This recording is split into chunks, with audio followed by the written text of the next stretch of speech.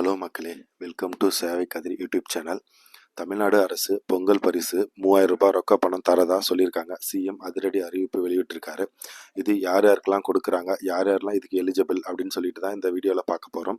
இந்த வீடியோவை ஸ்கிப் பண்ணாமல் ஃபுல்லாக பாருங்கள், நிறைய பேருக்கு ஷேர் பண்ணுங்கள். இந்த பொங்கல் பரிசு ரிலேட்டடாக இந்த செய்தி இன்னைக்கு தமிழ்நாடு அரசு கவர்மெண்ட் சிஎம் ஸ்டாலின் அவர்கள் வெளியிட்டிருக்காங்க. என்னன்னு பார்த்தீங்கன்னா, தமிழர் திருநாளாம் பொங்கல் பண்டிகையை சிறப்பாக கொண்டாடிட அரிசி குடும்ப அட்டைதாரர்கள் மற்றும் இலங்கை தமிழ் மறுவாழ் முகாம்களில் வசிக்கும் குடும்பத்தினருக்கு பொங்கல் பரிசாக ரூபாய் 3000 ரொக்கமாக வழங்கிட மாண்புமிகு தமிழ்நாடு முதலமைச்சர் திரு மு.க. ஸ்டாலின் அவர்கள் ஆணை வெளியிட்டிருக்காரு.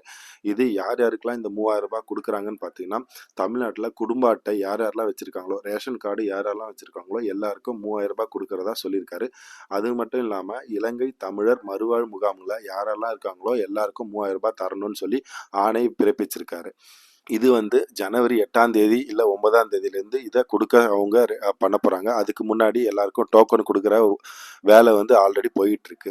இங்கே பார்த்தீங்கன்னா, பொங்கல் விழாவை சிறப்பாக கொண்டாடிட தமிழ்நாடு அரசு அனைத்து அரிசி குடும்ப அட்டைதாரர்களுக்கும் இலங்கை தமிழர் மறுவாழ் முகாம்களில் வசிக்கும் குடும்பத்தினருக்கும் பொங்கல் பரிசு தொகுப்பாக 1 கிலோ பச்சரிசி, 1 கிலோ சர்க்கரை மற்றும் 1 முழு நீலக்கரும்பு வழங்கிட மாண்புமிகு தமிழ்நாடு அரசர் ஏற்கனவே அறிவித்துள்ளார். இதன் மூலம் 2,02,291.710 அரிசி பெறும் குடும்ப அட்டைதாரர்கள் மற்றும் இலங்கை தமிழ் மறுவாழ் முகாமில் வசிக்கும் குடும்பத்தினர் பயன்பெறுவார்கள் அப்படின்னு சொல்லியிருக்காங்க.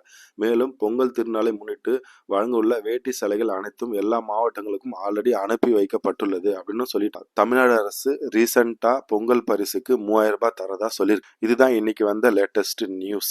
இந்த வீடியோ பிடிச்சிருந்ததுன்னா லைக் பண்ணுங்க, ஷேர் பண்ணுங்க, சப்ஸ்கிரைப் பண்ணுங்க. தேங்க்யூ மக்களே.